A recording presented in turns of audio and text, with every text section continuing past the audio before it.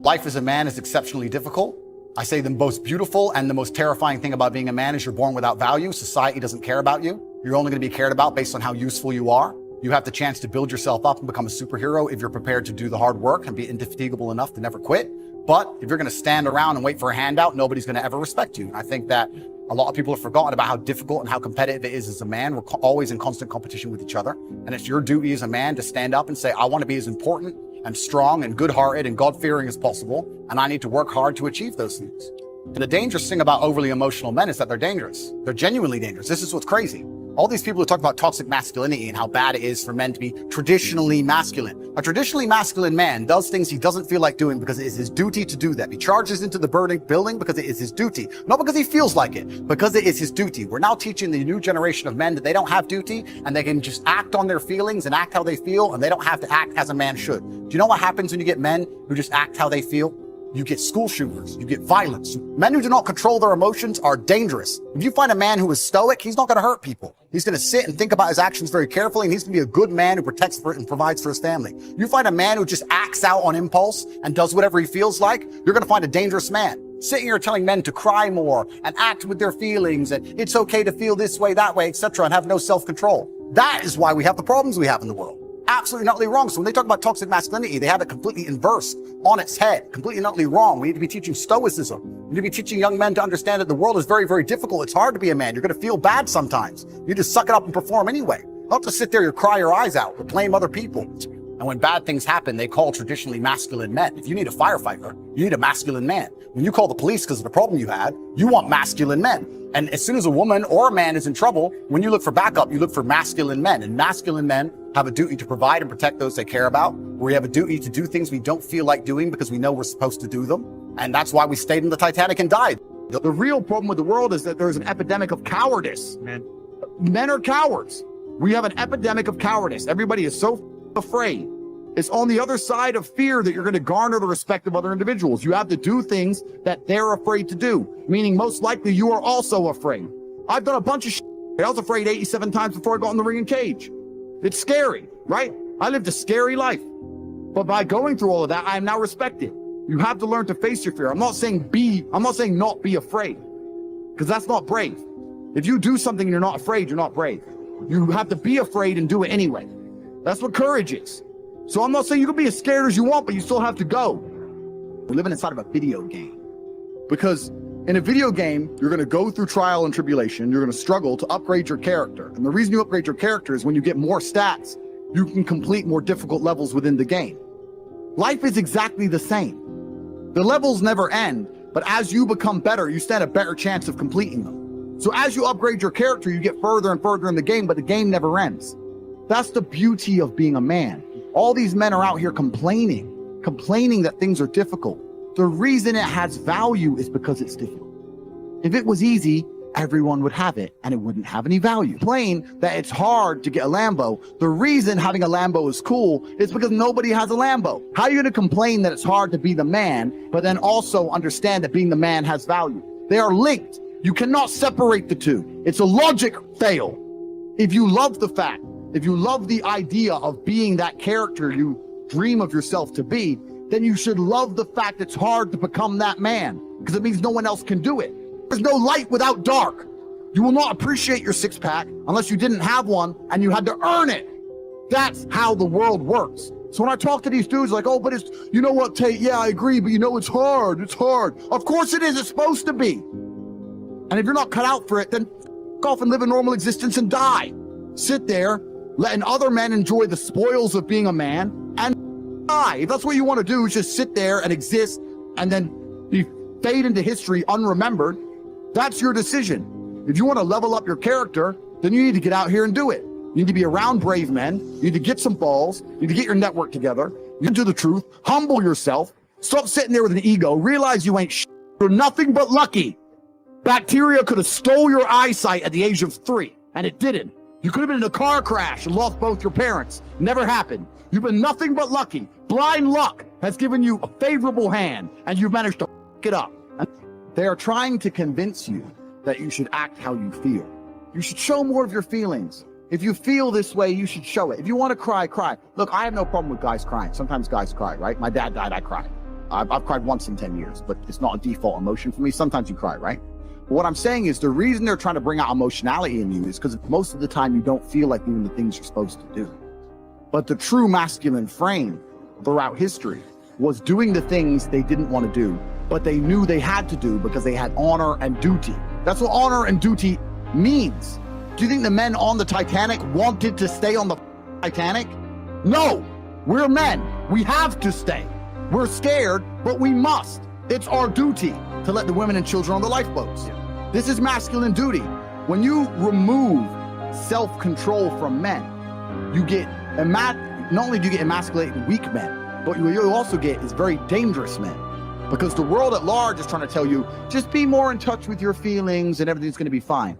Men also have an innate desire, one, for conquest, and two, we have a biological response. We are very predispositioned to anger. You look at all these school shooters and these are men who can't control their emotions. That's all they are. Facts. They have no self-control. And then they go and do dangerous. A good man controls himself. I have absolute self-control. If I decide to smash your face in, it was a very conscious decision. Nothing to do with the fact I was angry. You understand? Emotional control is absolutely and utterly important as a man.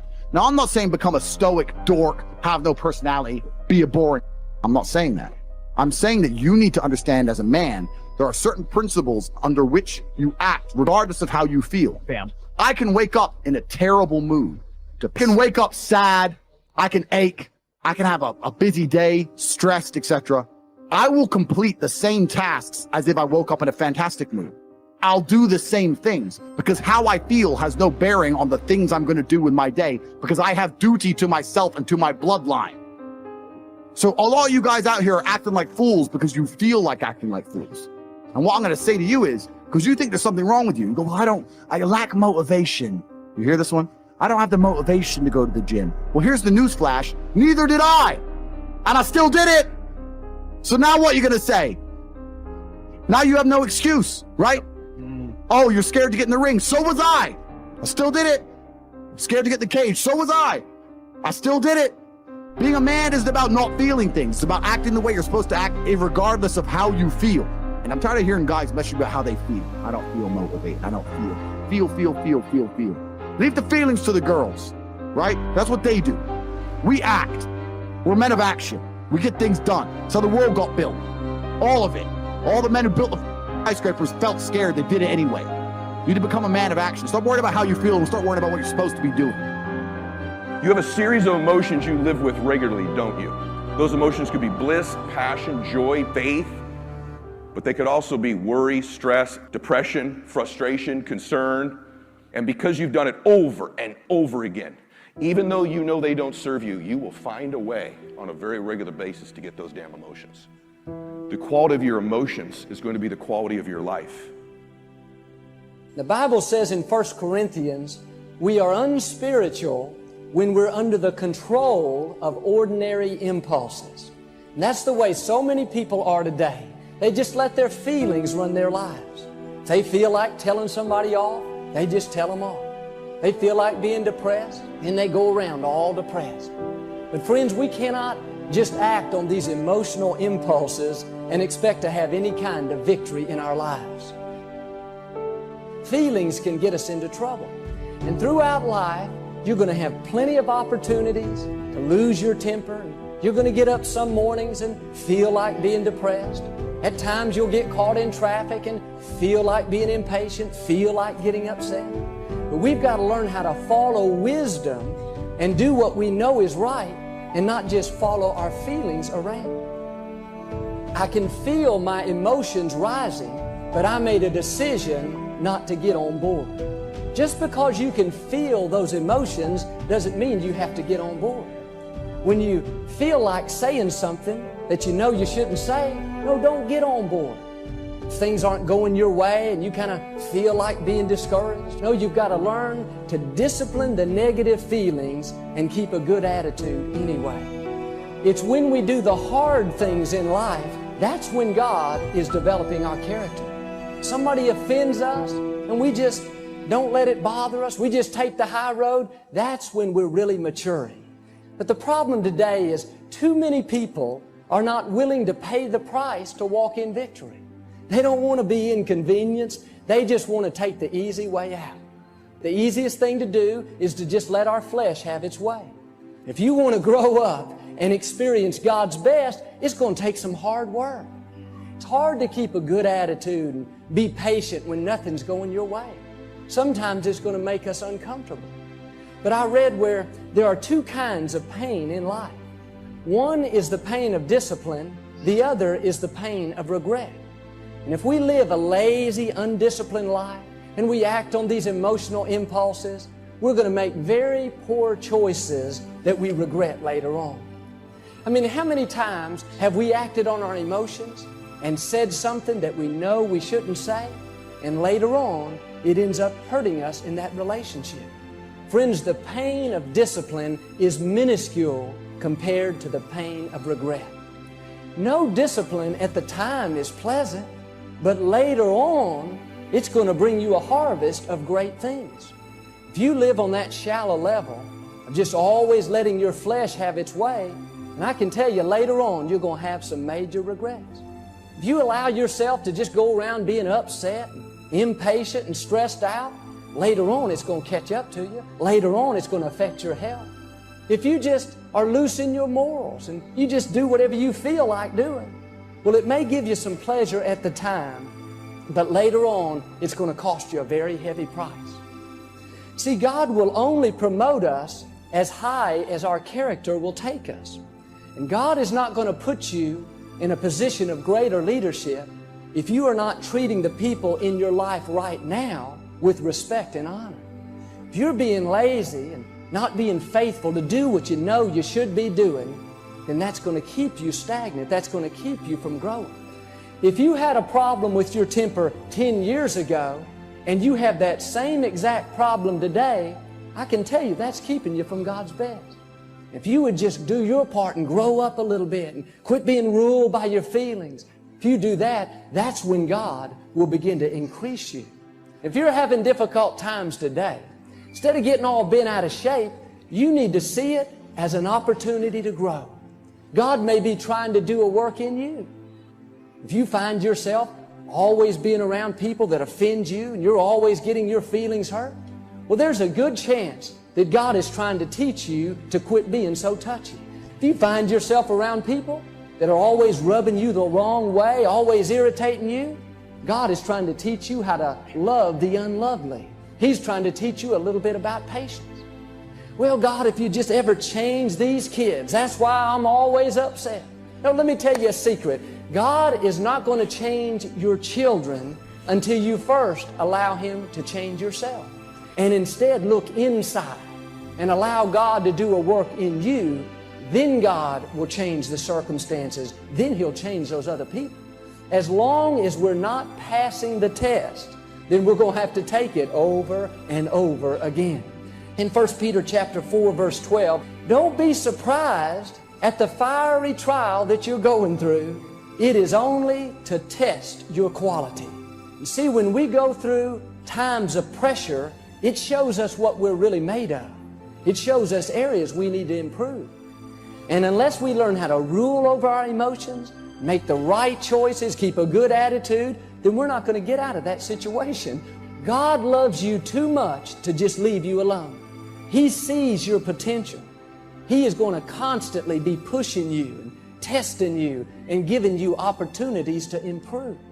The next time somebody does you wrong and you're tempted to get upset and lose your cool, no, you need to see that as an opportunity to grow. If you'll keep a good attitude and do the right thing, you know what? You will pass the test and God will promote you. Don't get on board with your feelings. See, we cannot control every circumstance in life, but we can control how we respond to those circumstances.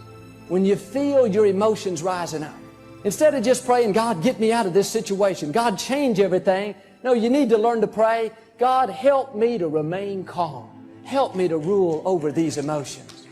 God wants us to be stable. He wants us to remain consistent. And the way we do it is to learn to live beyond our feelings. We got to discipline these negative emotions. You do not have to get all upset just because things don't go your way.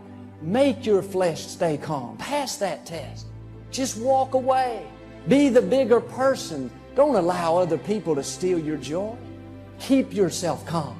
It's a decision that you have to make. God is not going to make it for you. You've got to discipline yourself. The next time you're tempted to just follow your feelings, you remember God has promised that it is not too difficult for you to handle. You can overcome. You can withstand it. That's what I want you to see today. Just when you have the emotion, you do not have to get on board. When we act on these emotional impulses, it causes us to make poor choices that we're going to regret later on.